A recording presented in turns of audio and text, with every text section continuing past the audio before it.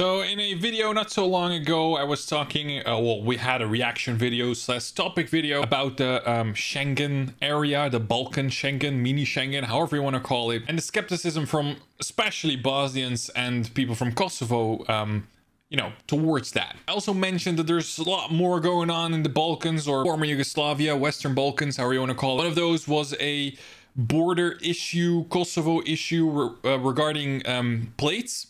So the Serbian population of Kosovo has Serbian registration plates. The Kosovo government, well, they've had those for a long time, but the Kosovo government, they forcefully removed those from Serbian cars entering the territory of Kosovo. And Serbian people who live in Kosovo, but were still having Serbian registered cars, they had to re-register them. They will get Kosovo plates because indirectly they're, you know, dodging taxes. By not paying the taxes, road taxes, car taxes and stuff in Kosovo, but they're, you know, paying them in Serbia because they have Serbian cars, Serbian plates. Like, it's illegal in a lot of countries, but instead of, you know, taking care of that in a normal way, what the Kosovoan, I don't know how you say that, the government of Kosovo did, is they basically sent a special police force down to the border and ripped off all the incoming Serbian population of Kosovo their plates while entering Kosovo, and they replaced them for Kosovo temporary tags, and they would have to get new registration plates, you know, for Kosovo. Created a big conflict. You know, Serbia, of course, whoa, what are you're, you know, attacking the Serbian population. So army rolls out, airplanes fly across, well, alongside the border, not across the border, alongside the border. UNPROFOR has to, you know, step in, the peacekeeping force in Kosovo, and now they're doing the tags by literally, you know, just blocking them with a piece of tape until there is a further solution. And those special forces also went into the Serbian towns in Kosovo, and tried to get medication out of stores, food supplies and everything, on suspicion of smuggling, you know, store supplies across the Serbian border towards Kosovo, which have not paid import taxes, which Kosovo won. So they're basically very violently went against this crime, or these crimes. Debatable, you know, how they made it a big scene, let's call it that way, for something that it is indeed. I can understand that it's a problem for the country, but there are so many other ways that this could have been taken care of instead of this aggressively. So yeah, it just triggered an immense amount of people, you know, being scared, and protests by Serbians blocking roads and all kinds of other drama. License plates led to border conflict, Serbia and Kosovo explained. I gave you a small explanation. Let's see if they have some other details that I've missed. And yeah, let's check it out. A couple of months ago, we made a video explaining the history of Kosovo. So if you're a bit iffy on your Kosovo history, it's probably worth watching that video before continuing with this one. However, as we mentioned back then, ever since Kosovo unilaterally declared independence from Serbia in 2008, much effort has been dedicated to trying to normalise tensions between the two sides. However, in recent weeks, much of the progress that's been made between Serbia and Kosovo has started to unravel through a dispute over licence plates. So let's explain how a fight, a genuine international incident, broke out over a border and licence plates. Yep. I also don't know why he's showing Serb plates with the EU stars, since they're not in the European Union. While tensions may have been gradually improving since 2008, Serbia and Kosovo still don't recognise each other as legitimate countries.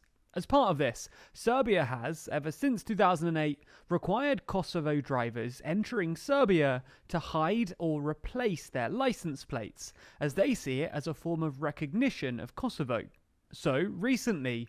Not only recognition, as I said, it's also due to road taxes and car taxes and everything regarding that. Just like you have to pay in the US for registering your car and, you know, technical inspections, that kind of stuff. It's also a source of income for the country. Kosovo has implemented similar rules for Serbs entering Kosovo, again requiring them to hide their number plates and buy a temporary one that costs €5 and remains valid for 60 days. The reason Kosovo implemented such rules was for reciprocity, in effect, a tit-for-tat move. Many Serbs saw this as humiliating though, and some ethnic Serbs living in Kosovo staged protests against the Kosovo government for enacting such a rule, with the roads connecting Kosovo and Serbia blocked by protesters for 4 days running. In addition to these road blockages, a car registration building was attacked in Kosovo, alongside an interior ministry building. To try and enforce the rule and to rein in protesters, Kosovo sent armoured vehicles and police wearing riot gear to the border. And things get worse too, because the Serbian media has reported that protesters have been beaten by the Kosovo police, alleging that they used brutal force.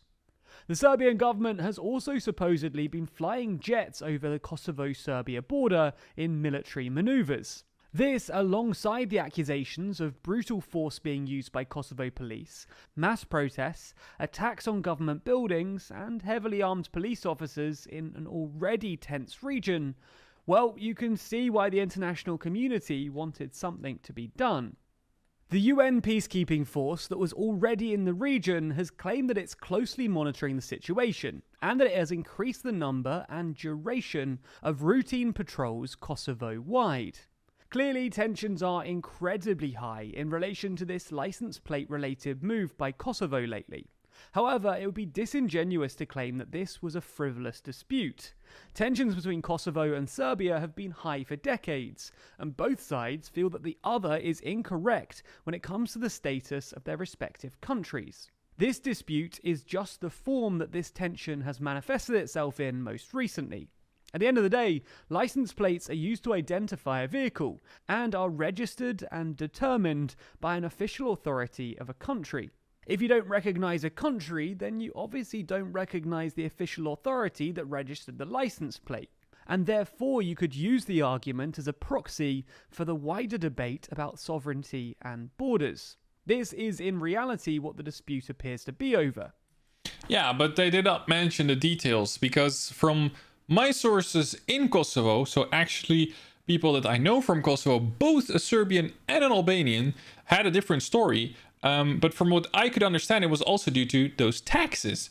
I don't know why they just don't mention it at all here. Yes, I understand it has to do about recognizing the country, the plates, but it was also due financial, moves. I don't know how much money it is about, but I can imagine that if you have a large population of your country, for example, now Kosovo has a large Serbian ethnic, population. If they're all having Serbian registered cars and stuff, while you're trying to be a real or an actual country trying to get recognition, and those people, reject having Kosovo plates, that at one point you got to do something about it. But yeah, I have to agree that this was not probably the way to do it. That's the first thing.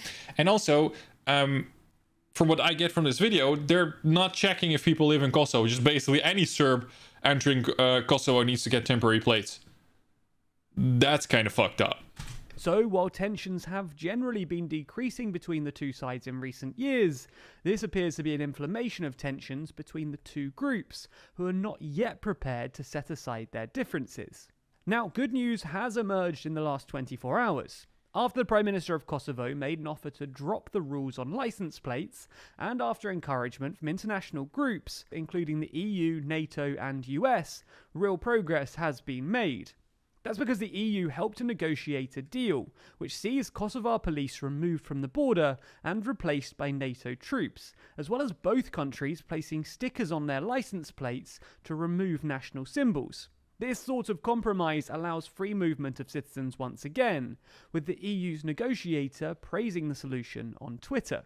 However, Serbia's president didn't see things quite as optimistically, insisting that their long-term solutions to this issue wouldn't include recognising Kosovo, which will invariably lead to ongoing border disputes in the future, ones that Serbia will be willing to fight to defend what they see as their land. It's hard to say right now what will happen next between these two going forward, but make sure you subscribe to TLDRE. Well, there you have it. Another bullshit fucking conflict in the Balkans. People, I'm 25 years old. I'm gonna turn 26 somewhere next year. Since I've been born and since I have an active memory, I can only remember constant bullshit from all those countries after the war. Constant bullshit. For everything I've learned from my dad, my family, my grandpa, my friends, my travels through the Balkans, even during the war and before, well, not before the war, but even during the war and just after the war, this shit has been around. So it's, you know, even before the war, so after Tito's death, let's say that the last 30 years, this whole region has been bitching and complaining about stupid, retarded fucking stuff. Just being childish, fucking childish. And it's so annoying. It's so annoying.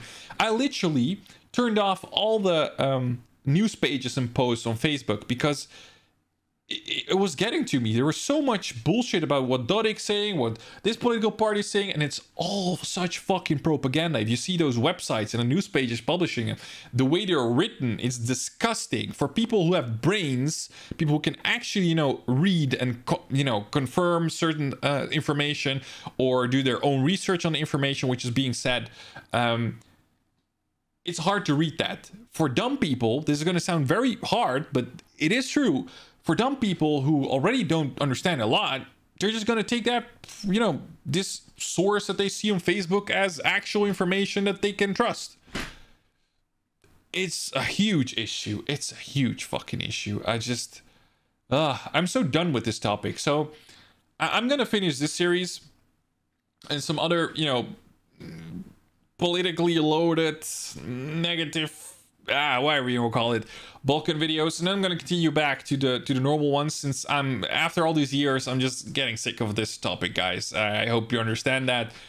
That my nerves also, you know, kind of run out of nerves for all this shit. Nevertheless, I hope you guys liked this video. If you did, leave a like down below, subscribe to the channel if you haven't already, and I see all of you guys, both Kosovan people, Serbian people, American people, international people, wanting to know what this video is about in the next video. Don't forget to subscribe, and if you have a video idea, send it in the Discord channel, in the link in the description down below. See you guys in the next one. Ciao.